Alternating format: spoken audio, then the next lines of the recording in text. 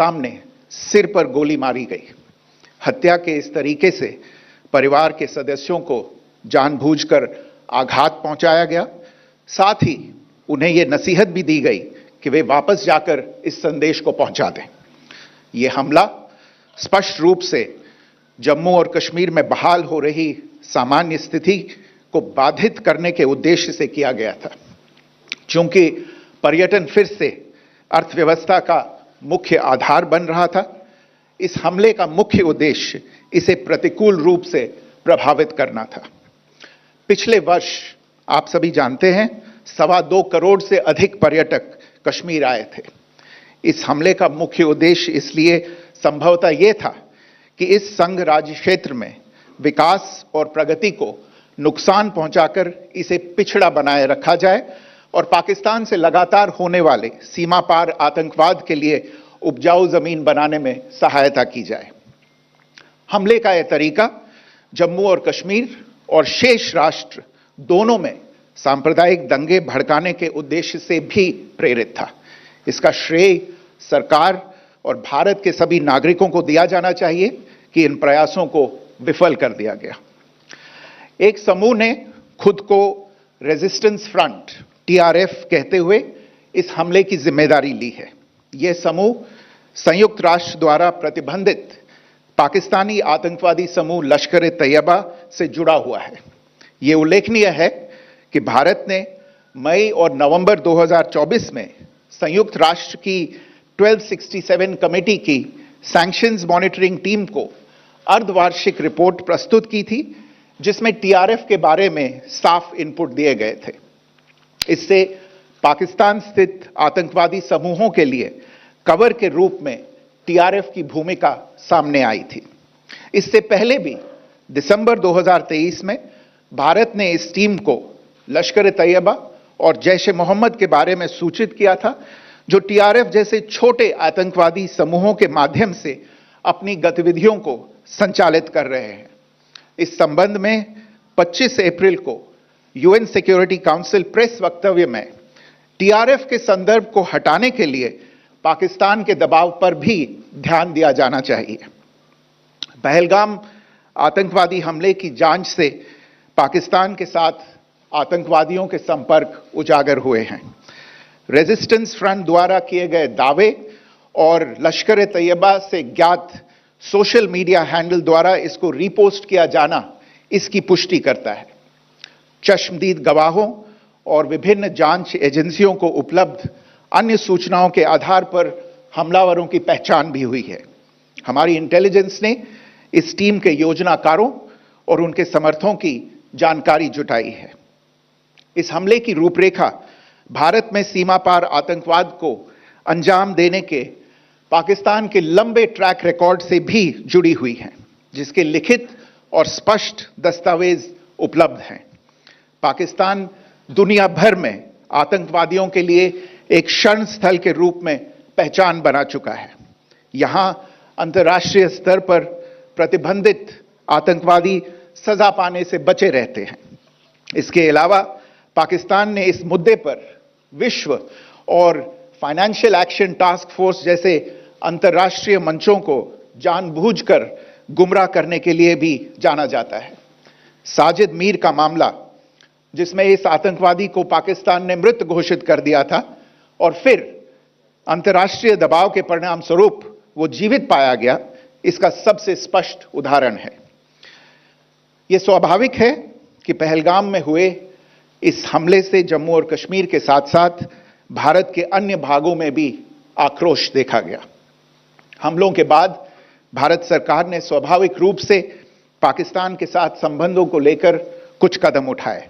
आप सभी उन निर्णयों से अवगत हैं जिसकी घोषणा 23 अप्रैल को की गई थी। तथापि यह आवश्यक समझा गया कि 22 अप्रैल के हमले के अपराधियों और उनके योजनाकारों को न्याय के कटघरे में लाया जाए।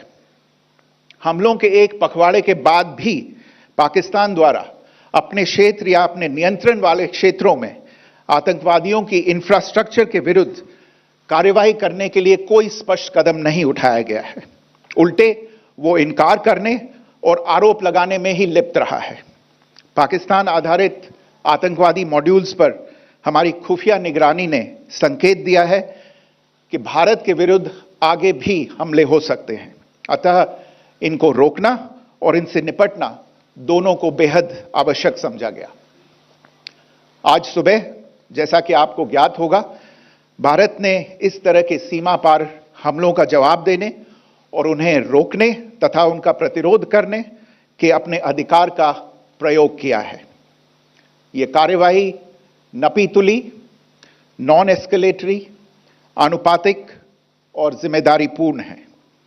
यह आतंकवाद की इंफ्रास्ट्रक्चर को समाप्त करने और भारत में भेजे जाने वाले संभावित आतंकवादियों को अक्षम बनाने पर केंद्रित है। आपको यह भी स्मरण होगा कि 25 अप्रैल 2025 को संयुक्त राष्ट्र सुरक्षा परिषद ने पहलगाम आतंकवादी हमले पर एक प्रेस वक्तव्य जारी किया था, जिसमें आतंकवाद के इस निंदनीय कार्य के अपराधियों, आयोजकों, फाइनेंसरों और प्रायोजकों को जवाबदेह ठहराने और उन्हें न्याय के दायरे में लाने की आवश्यकता पर जोर दिया गया था। भारत की आज की इस कार्रवाई को इसी संदर्भ में देखा जाना चाहिए। Good morning. Thank you all for joining this briefing. As you are all aware, on April 22, 2025, Pakistani and Pakistan-trained terrorists belonging to the Lashkar-e-Taiba carried out a savage attack on Indian tourists at Pahelgam in Jammu and Kashmir in India. They murdered 26 people, including one national of Nepal, causing the largest number of civilian casualties in a terrorist attack in India since the 26 November 2008 attacks in Mumbai. The attack in Pahelgam was marked by extreme barbarity, with the victims mostly killed with headshots from close range and in front of their families. Family members were deliberately traumatized through the manner of the killing, accompanied by the exhortation that they should take back the message. The attack was clearly driven by the objective of undermining the normalcy returning to Jammu and Kashmir. In particular, it was designed to impact the mainstay of the economy, tourism, with a record 23 million tourists visiting the valley last year. The calculation presumably was that harming growth and development in the Union territory would help keep it backward and create fertile ground for continued cross-border terrorism from Pakistan. The manner of the attack was also driven by an objective of provoking communal discord, both in Jammu and Kashmir and the rest of the nation. It is to the credit of the government and the people of India that these designs were foiled. A group calling itself the Resistance Front has claimed responsibility for the attack. This group is a front for the UN-proscribed Pakistani terrorist group Lashkar-e-Taiba.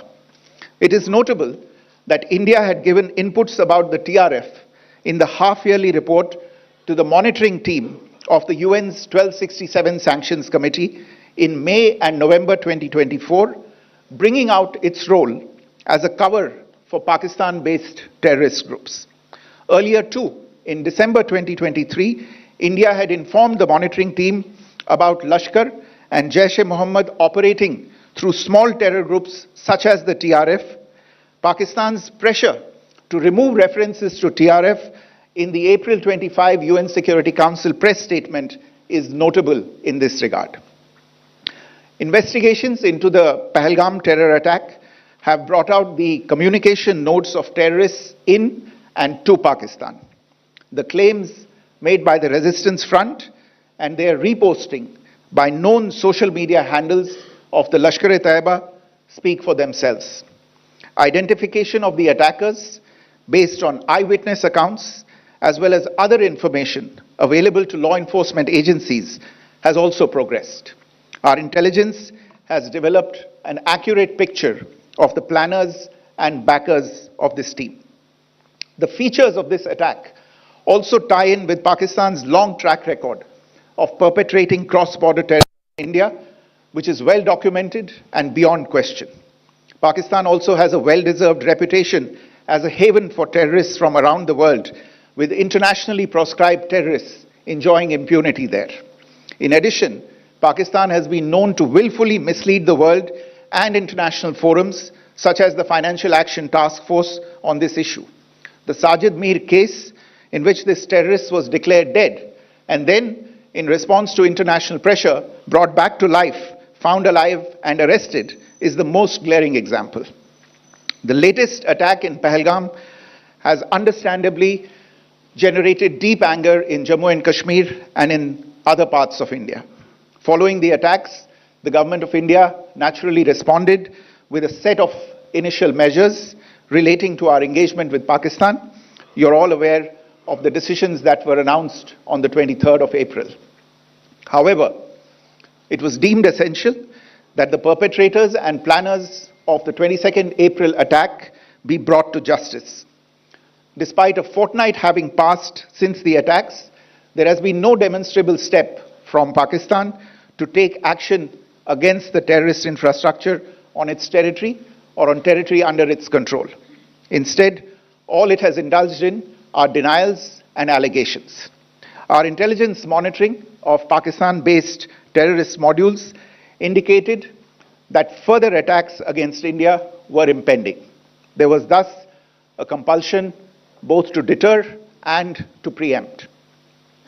Earlier this morning, as you would be aware, India exercised its right to respond and preempt as well as deter more such cross-border attacks. These actions were measured, non-escalatory, proportionate, and responsible. They focused on dismantling the terrorist infrastructure and disabling terrorists likely to be sent across to India. You would also recall that the Security Council on